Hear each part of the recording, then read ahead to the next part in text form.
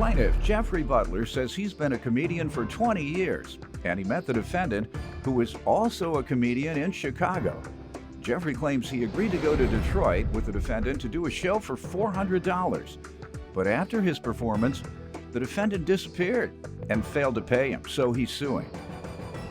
Defendant Kenya Prince says he grew up in Detroit, and during his stand-up routine, he often does an impersonation of Judge Mathis. Kenya believes Jeffrey only does comedy to get women, despite the fact that he's married and his wife is with him in court. Kenya's countersuing for defamation and harassment.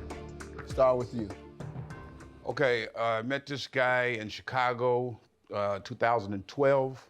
He agreed he was going to bring me to Detroit to do a comedy show. You're a comedian? Yes, I'm a comedian.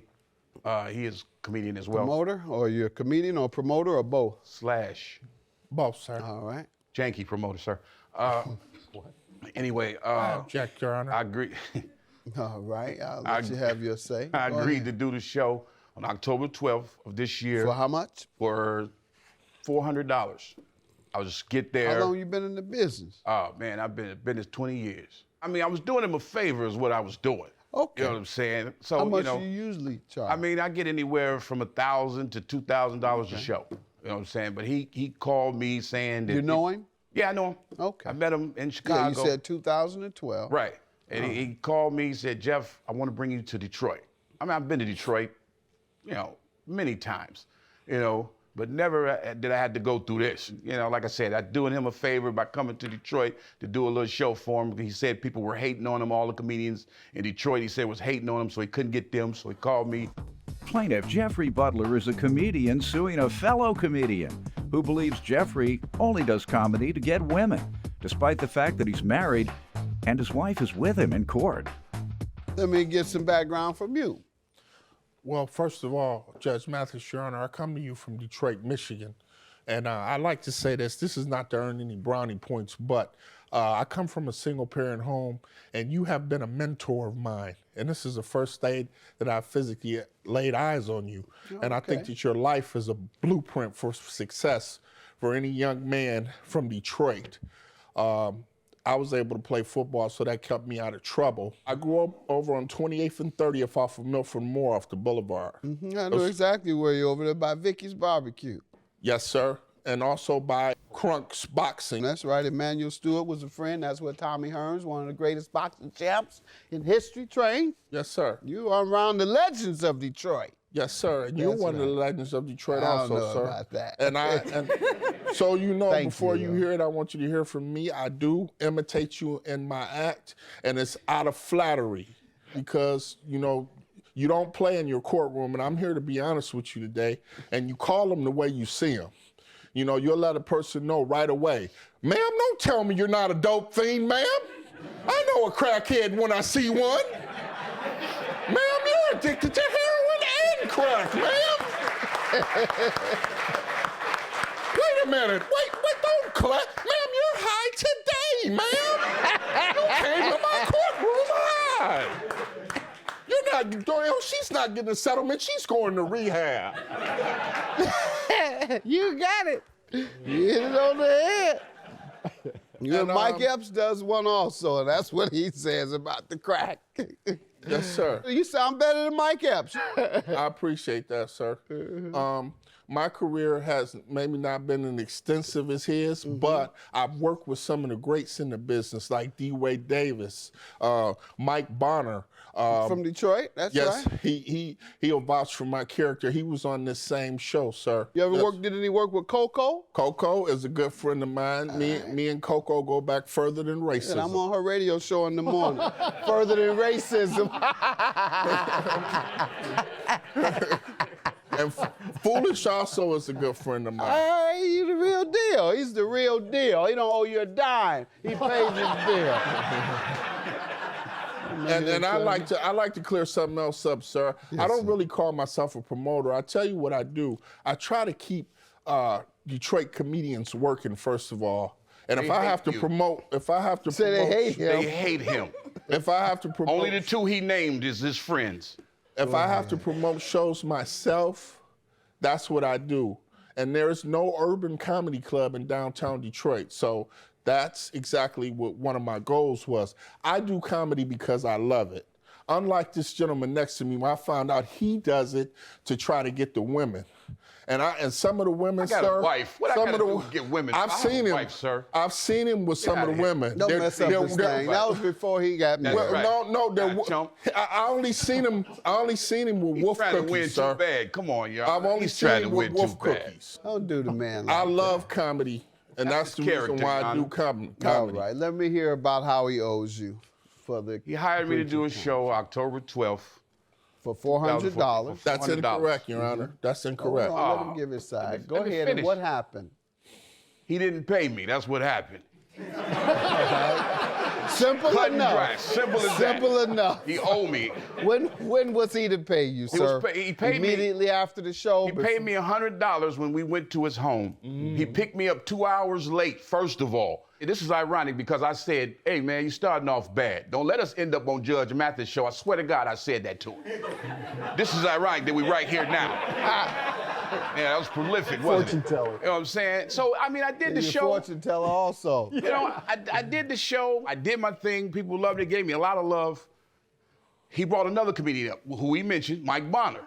But after he brought Mike Bonner up, he left. Never came back. Plaintiff Jeffrey Butler is a comedian suing a fellow comedian who believes Jeffrey only does comedy to get women, despite the fact that he's married and his wife is with him in court. He disappeared. He disappeared. He's a comedian and a And a magician. magician. Yeah. He didn't mention his magic. So last time you've spoken to him about your money, what has he said? Well, he told me he was going to send my money Saturday. This is when I got back home Thursday. He said I'll send it. Saturday then. Yeah, Saturday after the show that I did, which was Sunday. So he said he'll send me my money. I said, okay, cool. Oh, I called Saturday him, comes after Sunday now? called him Saturday. This is the week. You left me stranded. I've been there all them days. What stayed high school for a whole did you go Me? to? Yeah, I stayed there because I made money while I was there. I was, Okay. you know, a lot of other comedians reached out to me and said, Jeff, we heard what happened. You can come down and do my room. And I was like, cool, I'm here, you know, so I can get back home. So that's what happened. So anyway, he owed me $300. After that, he left. His girlfriend comes back to the club and says he got arrested for a seatbelt violation. Now, he wasn't driving. He was on the passenger side. She That's has my stuff that was left at his house in her car, and she gives it to me. I'm outside because the club owners have put me out. They You were that bad? No, no, this was after the show. So, and, you know, she gave me my stuff. I'm figuring to myself, why didn't she just let me stay at his house? So the balance on the money was $300? Yes. On the fee, and your emotional distress is for what? Because I was stranded in Detroit, just standing outside. That's no stress. Detroit, with people coming up to me selling me things that I Really? Let me hear from you, sir. First of all, Your Honor, there was no written agreement. So, Doesn't have to be. Go ahead, tell but me. first of all, What Your was Honor, the agreement, sir? the agreement was he was supposed to do 2 shows. I paid him for a show that he didn't even do. He was supposed to be there the 11th and the 12th, Saturday and Sunday. They had a problem with the venue. I had to cancel the show. I called him and told him, look, man, I'm going I'll to pay you anyway. Can I finish? Yeah, go ahead. I picked him up from the bus stop. I was not an hour late. I called him twice to let him know I was on my way. I got a taxi cab and went and picked him up. As soon as he came to my home, I gave him $100. He made an arrangement with another comedian to do another show. Lodging or transportation was not a part of our agreement. He was not to stay at my home. Oh, God. Did was you not pay to him connect- what you do owe him, though? Okay, Your Honor, I never said I didn't know him. Okay. I have evidence here to show I'm a diabetic. I had a sugar attack. I was taken to the hospital. I was in the hospital from the 13th all the way. I'm a veteran as well. I was in the VA hospital from the 13th to the 16th. He never gave me a chance. I told the man that I would pay him, but then he started sending me death threats. He had people calling me. What channel was this on? Right here, I know. right here on this paper. Scandal right here. See, I can't fit. How come you he say got you to have talk? a death threat on there, sir? Yes, he said that every comedian that ever crossed him ended up dead. What? He put, come on, man. Nobody ever crossed me but you. He put R.I.P. Rest in Peace on Facebook. Your with my picture career. next to it. Your career. career, rest in peace. He said Say he it would all. assassinate my Your career. career, that's right. After I Rest in agreed peace, to your pay the career. He man. gave you a death threat, sir. Yes, come on, man. And he said, and he's referring to the other comedians who've crossed him, that their career was assassinated, I'm sure. How about this? He had other comedians telling me they was gonna put their foot in my A. How much clearer can that get? Really? Plaintiff Jeffrey Butler is a comedian suing a fellow comedian who believes Jeffrey only does comedy to get women, despite the fact that he's married and his wife is with him in court. What's your counterclaim, son? My counterclaim is for harassment and defamation of character. He posted on Facebook, I have it here, where he posted telling none of the other comedians not to deal with me because I'm shady. You were. Yeah, I told the truth. You are shady. You didn't pay me. Still ain't answered that Give me a question. chance. I was in the and here's my. I was in the hospital. First you got arrested. Which one is it? That's hearsay, sir. Well, we here saying this. You're lying. We're here saying that. He was in the hospital for 3 days, but he had no way of knowing that.